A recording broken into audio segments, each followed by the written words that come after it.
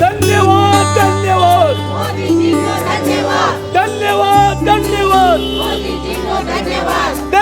ಜನಸ್ನೇಹಿ GST ಸಂಭ್ರಮ.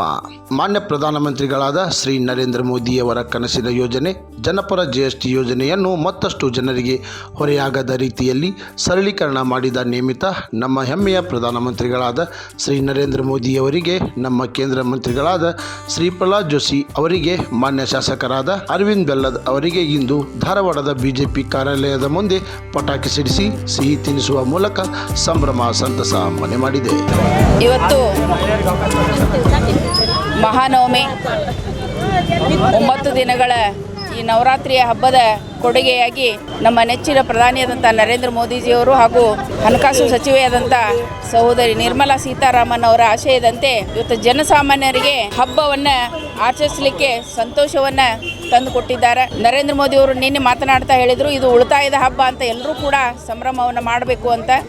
ಅದೇ ರೀತಿ ಹಿಂದೆ ಏನು 5, 12, 18, 28 ಸ್ಲ್ಯಾಬ್ ಇತ್ತು, ಅದನ್ನು ಇವತ್ತು 2 ಸ್ಲ್ಯಾಬನ್ನಾಗಿ 5 ಮತ್ತು 18 ಮಾತ್ರ ಸ್ಲ್ಯಾಬನ್ನಾಗಿ ಮಾಡೋ ಮುಖಾಂತರ ಇವತ್ತು ಶಿಕ್ಷಣಕ್ಕೆ 0% GSTಯನ್ನು ಮಾಡಿರುವಂಥದ್ದು. ನವರಾತ್ರಿಯ ಮೊದಲನೇ ದಿನ ಇವತ್ತಿನ ಪಾವನ ಪರ್ವ ದಿನದಂದು ನಮಗೆಲ್ಲರಿಗೂ ಒಂದು ದೊಡ್ಡದ ಕೊಡುಗೆರೆಯನ್ನು ನಮ್ಮ ಮೋದಿಜಿಯವರು, ಸನ್ಮಾನ್ಯ ಶ್ರೀ ನರೇಂದ್ರ ಮೋದಿಜಿಯವರು ಬಹಳ ಉತ್ಸಾಹದಿಂದ ನಾವೆಲ್ಲರೂ ಇವತ್ತು ಸಂಭ್ರಮಾಚರಣೆ ಮಾಡಲು ಬಿಜೆಪಿ ಕಾರ್ಯಕರ್ತರು, ಪಕ್ಷದ ಪದಾಧಿಕಾರಿಗಳು ಎಲ್ಲರೂ ಸೇರಿ ಸಂಭ್ರಮಾಚರಣೆ ಮಾಡಲು ನಾವು ಆಗಮಿಸಿದ್ದೇವೆ. ಇದೊಂದು ಜನಸಾಮಾನ್ಯರಿಗೆ ಬಹಳ ಅನುಕೂಲವಾಗಿರುತ್ತದೆ. ಇವತ್ತಿನ ದಿವಸ ಸೆಪ್ಟೆಂಬರ್ 22ನೇ ತಾರೀಕಿಂದ ದೇಶದೊಳಗೊಂದು ಭಾರಿ ಬದಲಾವಣೆಯನ್ನು ನಾವು ಕಾಣ್ತಾ ಇದ್ದೀವಿ. ಭಾರತೀಯ ಜನತಾ ಪಾರ್ಟಿಯಿಂದ ಹಾಗೂ ಸಾರ್ವಜನಿಕರಿಂದ, ವ್ಯಾಪಾರಸ್ಥರಿಂದ ಹಾಗೂ ಮಧ್ಯಮ ವರ್ಗದಿಂದ ಹಿಡ್ಕೊಂಡು ಇವತ್ತು ಶ್ರೀಮಂತರವರೆಗೂ ಬಡವರೆಲ್ಲ ಹಿಡ್ಕೊಂಡು ಇವತ್ತು ಖುಷಿ ಪಡುವಂಥ ವಿಷಯ. ಇವತ್ತು ತಮಗೆಲ್ಲ ಗೊತ್ತಿರುವ ಹಾಗೆ ದೇಶಾದ್ಯಂತ ಇವತ್ತು GSTಯನ್ನು ಗಬ್ಬರ್ ಸಿಂಗ್ ಟ್ಯಾಕ್ಸ್ ಅಂತ ತಿಳ್ಕೊಂಡು ರಾಹುಲ್ ಗಾಂಧಿ ಅವರು ಕರಿತಾ ಇದ್ದಾರೆ. ಅದು ಅವರಿಗೆ ಸಾಮಾನ್ಯ ಜ್ಞಾನ ಇಲ್ಲ. ಗಬ್ಬರ್ ಸಿಂಗ್ ಟ್ಯಾಕ್ಸ್ ಅಂದ್ರೆ ಏನು, ದೇಶದ ಒಂದು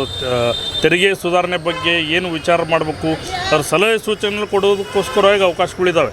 ಅದು ನಮ್ಮ ದೇಶದ ಒಂದು ಪರಿಸ್ಥಿತಿಯನ್ನು ಕೂಡ ಸಂವಿಧಾನದ ಒಂದು ಹುದ್ದೆ, ಅದು ಟ್ಯಾಕ್ಸ್ ಅಂತಂದ್ರೆ ಕಲೆಕ್ಷನ್ ಮಾಡಬೇಕು ಅಂತಂದ್ರೆ ದೇಶ ಮುನ್ನಡೆಸೋದಕ್ಕೋಸ್ಕರವಾಗಿ ತೆರಿಗೆಯನ್ನು ಸಂಗ್ರಹ ಮಾಡ್ತಾರೆ. ಅದನ್ನು ಅವಹೇಳನಕಾರವಾಗಿ ಮಾತಾಡ್ತಾ ಇದ್ರು. ಇವತ್ತಿನ ದಿವಸ 22ನೇ ತಾರೀಕು ಸೆಪ್ಟೆಂಬರಿಂದ ಇವತ್ತು ಭಾರತ ದೇಶದ ಪ್ರಧಾನಮಂತ್ರಿ ಆಗಿರ್ತಕ್ಕಂಥ ಶ್ರೀಯುತ ನರೇಂದ್ರ ಮೋದಿಜಿಯವರು ಏನಿವತ್ತು ದೇಶಕ್ಕೋಸ್ಕರವಾಗಿ ಕೊಡುಗೆಯನ್ನು ಕೊಟ್ಟಿದ್ದಾರೆ. GSTಯನ್ನು ಕಡಿಮೆ ಮಾಡಿದ್ದಾರೆ, ತೆರಿಗೆಯನ್ನು ಕಡಿಮೆ ಮಾಡಿದ್ದಾರೆ. ಇದರಿಂದ ಬಡವರಿಂದ ಹಿಡ್ಕೊಂಡು ಶ್ರೀಮಂತರಿಗೂ ಕೂಡ ಇವತ್ತು ಮಧ್ಯಮ ವರ್ಗದವ್ರನ್ನ ಹಿಡ್ಕೊಂಡು ಎಲ್ಲರಿಗೂ ಕೂಡ ಸಾಕಷ್ಟು ಅನುಕೂಲಗಳಾಗಿದ್ದಾವೆ. ಕ್ರಾಂತಿ ಸಮಾಚಾರ, ಧಾರವಾಡ.